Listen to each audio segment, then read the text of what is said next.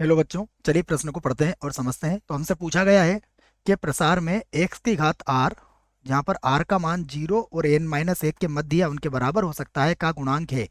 विकल्प दिए गए हैं हमें a, b, c और d, और हमें इनमें से सही विकल्प बताना है। प्रश्न को हल करने से पहले हम प्रश्न के लिए मुख्य अवधारणा लिखेंगे। तो प्रश्न के लिए मुख्य अवधारणा, जिसकी सहायता से हम इस प्रश्न को हल करेंगे। तो हम यहाँ पर एक प्रसार लिखने वाले हैं जिसकी जानकारी हमें होना चाहिए। मैं इस प्रसार को लिख देता हूँ कि हम जानते हैं एक्स की घात एन माइनस ए की घात एन बटा एक्स माइनस ए, ये बराबर होता है एक्स की घात n-1 प्लस एक्स की घात n-2, और यहाँ आ जाएगा जो बटे में हमारे पास x माइनस ए है, तो यहाँ पर आ जाएगा ए की घातांक आ जाएगा 1। उसके बाद फिर लिखूंगा मैं प्लस, ये आ जाएगा x की घात n-3 n-3, और a की घात कितना हो जाएगा, 2 हो जाएगा। इसी प्रसार को आप आगे इस प्रकार बढ़ा सकते हो। तो यह सूत्र आपको इस प्रश्न के लिए याद रख सकते हो। अब हम क्या करते हैं कि हमें जो प्रश्न दिया गया है उसे ध्यान से देखते हैं। देखो, अब लिख लेते हैं हम प्रश्न को। जो प्रश्न हमें दिया गया है, देखो x+3 की घात n-1, यहाँ से लिख लेता हूँ मैं। x+3 की घातांक कितनी है, n-1। उसके बाद देखिए x+3 की घातांक n-2, तो प्लस x+3 की घातांक n-2, और अब गुणा में क्या आ जाएगा, गुणा में है x+2। ठीक है, देखो x+2 ही है।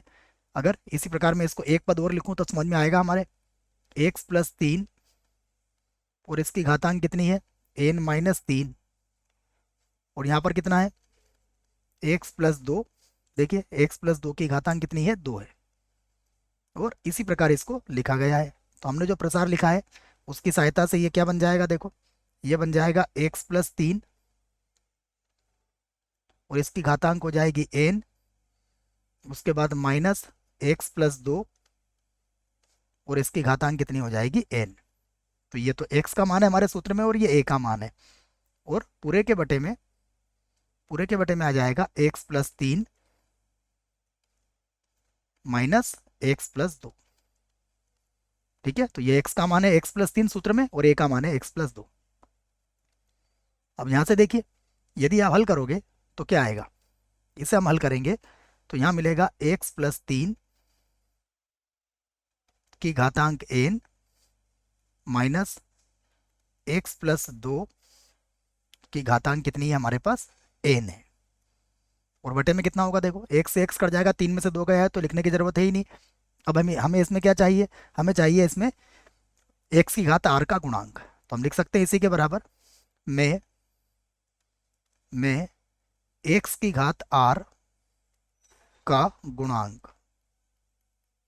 तो इसमें यदि हमें x की घात r का गुणांक चाहिए तो एक गुणांक तो कहाँ मिलेगा हमें, n+3 की घात n में, और एक गुणांक कहाँ मिलेगा, एक गुणांक तो मिलेगा x+3 की घात n में, और दूसरा गुणांक मिलेगा x+2 की घात n में। दो गुणांक मिल जाएंगे, दोनों का अंतर। तो वही हमारा पूरे व्यंजक में x की घातांक r का गुणांक होगा। तो r का गुणांक बराबर, तो अब मैं इसमें अगर इसका गुणांक लिखता हूँ, या फिर बच्चों आप सीधे, हाँ सीधे लिख लो इसका गुणांक। ये गुणांक बन जाएगा हमारा, अगर आप देखोगे ध्यान से तो ये हो जाएगा हमारे पास NCR, क्योंकि R चाहिए हमें, R वा गुणांक, तो NCR। उसके बाद हो जाएगा हमारे पास ये, देखिए x की घात r का गुणांक चाहिए, तो x की घात r को तो लिखने की जरूरत है ही नहीं, फिर भी मैं आपको समझा देता हूँ NCR। और अगर आप इसको लिखेंगे 3 की घातांक n-r, और फिर x की घातांक r लिखेंगे। ठीक है ना बच्चों, मैंने इसको a और इसको b लिया है। जब हम द्विपद प्रसार करते हैं तो इसको मैंने a माना है और इसको मैंने b माना है, तो a+b की घात n के प्रसार से इसको कहा गया है। ठीक है, क्योंकि हमें x की घात r चाहिए, तो इससे सीधे सीधे हमें x की घात r मिल जाएगा। ठीक है, और कोई बात नहीं, इसको मैं मिटा देता हूँ। तो यहाँ पर चूंकि हमें x की घात r का गुणन चाहिए तो इसको लिखने की आवश्यकता ही नहीं। यही काम हम यहाँ पर करेंगे। फिर देखो माइनस, यहाँ पर भी क्या हो जाएगा, यहाँ पर हो जाएगा NCR, और 2 की घात कितना हो जाएगा, n-r, तो बराबर आप एन सी आर को यहाँ से कॉमन ले सकते हो, तो ये मिलेगा 3 की घात एन माइनस आर और 2 की घात एन माइनस आर। ये क्या होगा, ये आपके प्रश्न का उत्तर होगा। विकल्प देखते हैं कौन सा विकल्प सही है।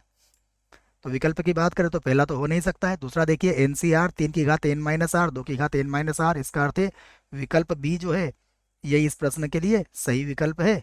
बाकी विकल्प हमारे गलत होंगे। आशा करता हूँ बच्चों प्रश्न का उत्तर समझ में आया होगा। धन्यवाद।